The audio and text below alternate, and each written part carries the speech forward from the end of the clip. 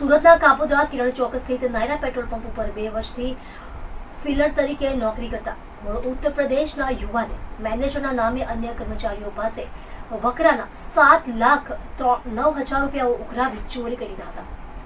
મેનેજરે અન્ય ફિલર્સ પાસે હિસાબ માંગતા તેની કરતૂત બહાર આવ્યા બાદ તેને પકડીને પોલીસને હવાલે કર્યું હતું. લોન ચૂકવવા માટે આ કાંડ કર્યું હોવાનું યુવકે કબૂલાત આપી હતી.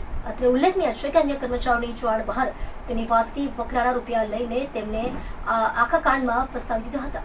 અન્ય કર્મચારીઓ પાસેથી રૂપિયા ઉઘરાવતો હોય તેવા સીસીટીવીમાં પણ તે કેદ થઈ ગયો હતો. મળતી માહિતી પ્રમાણે મૂળ મહેસાણાના વતની અને સુરતમાં સઠાણા ચકાતનાકા નિર્મળનગરમાં રહેતા 43 વર્ષીય ચિરાગભાઈ રસિકલાલ પટેલ કાપોદ્રા કિરણ ચોક ખાતે નાયરા પેટ્રોલ પંપ ધરાવે છે. 2 વર્ષ અગાઉ તેમણે મૂળ ઉત્તર પ્રદેશના પ્રતાપગઢ પૂર્વના 22 વર્ષીય અનિરુદ્ધ પ્રતાપસિંહને ફિલર તરીકે પેટ્રોલ પંપ પર નોકરી રાખ્યો હતો અને તે પેટ્રોલ પંપ નજીક સ્ટાફ રૂમમાં જ રહેતો હતો.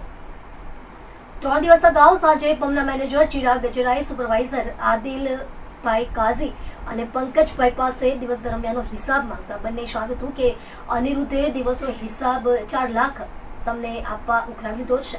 આ અંગે અનિરુદ્ધને પૂછતા તેણે પોતાના 4 લાખ લોન ભરપાઈ કરવા માટે આમ કર્યું હોવાનું કબૂલ્યું હતું.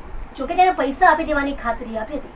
ચિરાગ ગજરાએ અગાઉનો હિસાબ ચેક કરતા અનિરુદ્ધે છેલ્લા 15 દિવસમાં ફિલરો પાસેથી મેનેજરના નામે બીજા 3,09,000 પણ ઉઘરાવ્યા હતા.